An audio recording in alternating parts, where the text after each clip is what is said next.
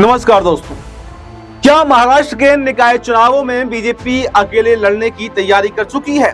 क्या एकनाथ शिंदे और अजीत पवार महाराष्ट्र के दोनों डिप्टी सीएम को ये अंदाजा अब लग गया है कि निकाय चुनाव में अब उन्हें अकेले ही चुनाव लड़ना पड़ेगा? और क्या इस बार की स्थिति अब पूरी तरह से महाराष्ट्र के अंदर बदलने वाली है? क्योंकि लोकसभा चुनाव और विधानसभा चुनाव में बीजेपी के साथ में ये दोनों ही दल खड़े हुए थे और इन्हीं को मिलाकर के महायुति महाराष्ट्र के अंदर बनता है।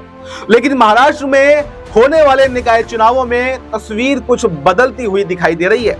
क्या बीजेपी इस बार कोई नई रणनीति के तहत जो है चुनाव में उतरने वाली है? क्या बीजेपी इस बार अपने सहयोगियों को साथ लेकर नहीं लड़ना चाहती है? बहुत बड़ी और बहुत ही जबरदस्त तरीके से इस बात को लेकर महाराष्ट्र की सियासत में हलचल भी अब बढ़ गई है, क्योंकि जब से एकनाथ शिंदे की अमित शाह के साथ में मुलाकात हुई है और उस मुलाकात के बाद में बहुत सारी खबरें सामने आ रही हैं। लगातार लोकसभा और विधानसभा चुनावों के बाद से ये अटकलें लगाई जा रही थी कि बीजेपी निकाय चुनाव में या फिर महाराष्ट्र के जो लोकल बॉडी चुनाव होते हैं उसमें अकेले लड़ने जा रही है। लेकिन आखिर बीजेपी ऐसी रणनीति क्यों बना रही है? क्या अपने सहयोगियों को साइडलाइन करने की तैयारी महाराष्ट्र के अंदर कर रही है? लेकिन क्यों बीजेपी ये सोच रही है कि इस बार निकाय चुनावों में अकेले लड़ा जाए? इसके लिए थोड़ा सा हमें पीछे जाना पड़ेगा। अगर हम बात करें यहाँ पर पहले की, यानी कि 2017 की, आपको याद दिलाता हूं मैं कि 2017 में क्या हुआ था, क्योंकि पिछले 3 सालों से लगभग चुनाव यहाँ पर जो एमएनसी के चुनाव होने हैं बीएमसी के, वो लंबित चल रहे हैं कि 2022 में ही चुनाव होने थे। 2017 में चुनाव हुए थे तो 22 में होने थे, लेकिन 2025 जो है वो अब जाने वाला है और अभी तक वो चुनाव नहीं हुए, यानी काफी समय से चुनाव लंबित हैं। और उन चुनावों में आखिर क्या हुआ था? उस चुनाव के बाद में 3-3.5 साल पहले ही ये चुनाव हो जाने चाहिए थे, लेकिन ये चुनाव नहीं हुए और ये अभी तक भी पेंडिंग पड़े हुए हैं। सुप्रीम कोर्ट ने अब इस पर ऑर्डर दिया है कि 4 महीने के अंदर अंदर ये चुनाव हो जाने चाहिए, इसको जल्द से जल्द करवाया जाए। और इसी को लेकर अब जो है भगदड़ महायुति के अंदर मची हुई है और यहाँ पर बीजेपी जो है वो अकेले चुनाव लड़ना चाहती है। मैं आपको याद दिलाना चाह रहा था कि जब बीजेपी 2017 में इस चुनाव लड़े थे तब बीजेपी और उद्धव ठाकरे की पार्टी हुआ करती थी एक साथ, यानी उस समय विभाजित शिवसेना भी नहीं होती। शिवसेना एकनाथ शिंदे और उद्धव ठाकरे की शिवसेना एक हुआ करती थी। और जब बीएमसी चुनाव उन्होंने लड़े थे तो उस दौरान उद्धव ठाकरे से मात्र 2 सीटें ही कम बीजेपी के पास में आई थी। लेकिन उस समय काफी कुछ जो है अंदर ही अंदर खेला हुआ था। हालांकि बाद में बीएमसी का पद जो है उद्धव ठाकरे के पास में ही चला गया था और शायद उस समय बीजेपी ने ये सोचा होगा कि अगर अभी उद्धव ठाकरे को दे देते हैं तो फिर आगे चलकर विधानसभा चुनाव आने वाले हैं, उसमें अपनी दावेदारी जो है वो मजबूत हो जाएगी, क्योंकि 2019 में ही विधानसभा चुनाव थे। लेकिन आपने देखा कि 2019 में क्या हुआ। जैसे ही बीजेपी ने अपना सीएम बनाया तो उद्धव ठाकरे ने समर्थन वापस ले लिया और कांग्रेस एनसीपी के साथ में जाकर उन्होंने सरकार बना ली। और ये बात जो है बीजेपी को नागवार गुजरी।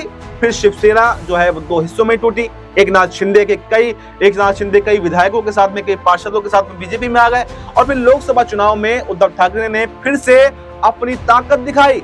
लेकिन विधानसभा चुनाव आते आते यहाँ पर महाविकास आघाड़ी जो है ढेर हो गई और महायुति ने एक बार जो 2023 के नतीजे आए उसमें प्रचंड बहुमत महाराष्ट्र के अंदर हासिल किए। तो दूसरी तरफ शरद पवार की एनसीपी भी जो है वो अब 2 हिस्सों में टूट चुकी है, क्योंकि 2017 की हम बात करें, 2017 में वो एक साथ हुआ करती थी, लेकिन अब अजीत पवार और शरद पवार भी अलग अलग हो गए। तो ऐसे में सवाल ये पैदा होता है कि ये सब कुछ होने के बाद में लोकसभा चुनाव में भले ही बीजेपी को नुकसान हुआ हो, लेकिन विधानसभा चुनाव आते आते जो स्कीम्स यहाँ पर इन्होंने निकाली लाडली बहन जैसे अभियानों से, इसमें इनको अच्छा फायदा हुआ। और अब महाराष्ट्र के निकाय चुनाव में बीजेपी आखिर अकेले लड़ने की रणनीति क्यों बना रही है और क्या इससे बीजेपी को फायदा होगा या फिर जो सहयोगी दल हैं, यानी कि एकनाथ शिंदे हो या फिर अजीत पवार हो, इनसे नुकसान भी हो सकता है।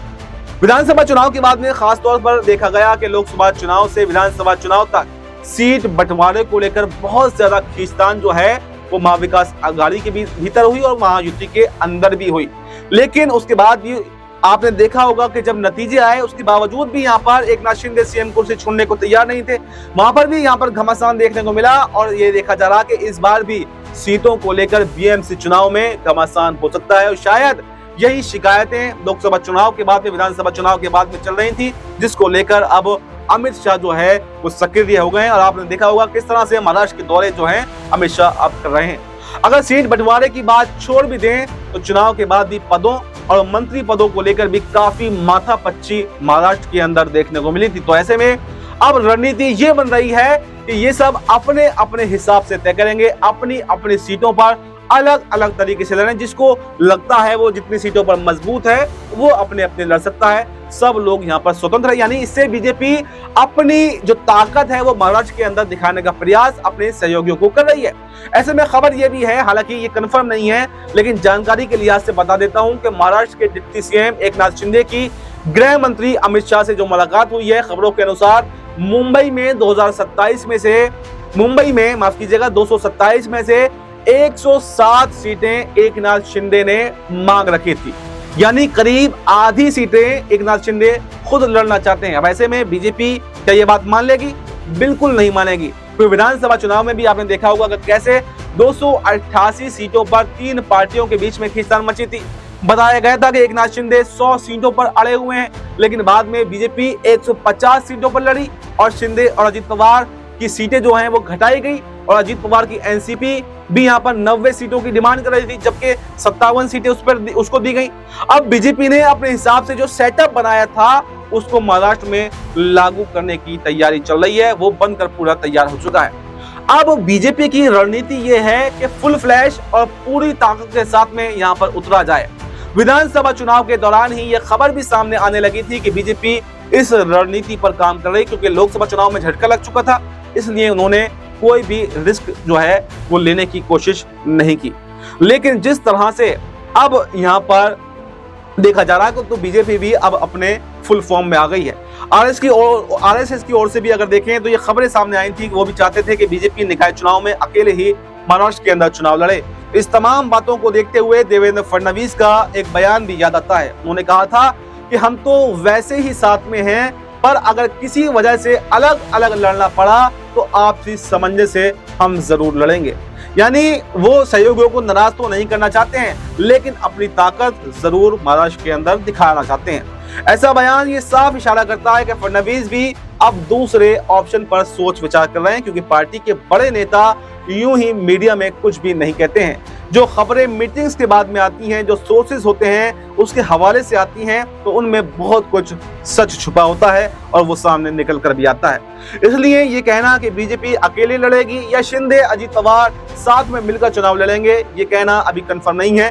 लेकिन जो संकेत आ रहे हैं वो इसी दिशा में आ रहे हैं कि महाराष्ट्र में कुछ तो बड़ा हो सकता है, क्योंकि यहाँ पर अमित शाह जिस तरह से महाराष्ट्र के अंदर दिलचस्पी दिखा रहे हैं और बार बार दौरा कर रहे हैं, जो एकनाथ शिंदे से मीटिंग कर रहे हैं, अजीत पवार से मीटिंग कर रहे हैं, ये इस तरफ तो संकेत दे रहा है कि महाराष्ट्र के अंदर कुछ ना कुछ तो जरूर पक रहा है। तो ऐसे में ये देखना अब काफी दिलचस्प होने वाला है कि आखिर कब तक यहाँ पर बीएमसी के चुनाव होंगे और इन चुनावों में क्या महायुति एक साथ उतरेगी या फिर अगर एक साथ नहीं उतरती है तो क्या महायुति में महाराष्ट्र के अंदर फूट पड़ जाएगी और क्या उसके बाद में यहाँ पर अजीत पवार और एकनाथ शिंदे जो है अपना समर्थन वापस लेकर विधानसभा सरकार जो है वो भी गिरा सकते हैं। क्योंकि आपको ये भी बताऊं कि अजीत पवार भी एक के बाद एक बड़े झटके यहाँ पर बीजेपी को दे रहे हैं और लगातार वो चाचा के संपर्क में भी है, यानी शरद पवार के संपर्क में है। और इसको लेकर भी सवाल उठाए गए कि क्या अब चाचा भतीजे एक होने वाले हैं, क्या वापस से यहाँ पर जो एनसीपी टूटी थी वो एक हो जाएगी। इसके अलावा उद्धव ठाकरे और राज ठाकरे जो कट्टर दुश्मन कहे जाते हैं, जिनको पहले शिवसेना को लेकर लड़ाई हुई थी, अब उनमें भी नजदीकियां बढ़ रही हैं। तो एक तरफ जहां महायुति के अंदर फूट पड़ रही तो वहीं महाविकास आघाड़ी अगर कहें तो मजबूत होता हुआ दिखाई दे रहा है। और अगर एनसीपी में एक हो जाती है और राज ठाकरे का समर्थन भी अब जो है उद्धव ठाकरे को मिल जाता है तो एक बार फिर से महाराष्ट्र के अंदर बड़ा खेल हो सकता है। और बीजेपी जो रणनीति बना रही है वो रणनीति उसको महाराष्ट्र के अंदर जो है वो फेल साबित हो सकती है और कहीं ना कहीं जो सरकार है यानी देवेंद्र फडणवीस जो मुख्यमंत्री बने हुए हैं उनकी कुर्सी भी खिसक सकती है। फिलहाल इस रिपोर्ट में इतना ही। इस रिपोर्ट पर आपकी क्या राय है कमेंट बॉक्स में अपनी राय जरूर दें और हमें दीजिए इजाजत। नमस्कार।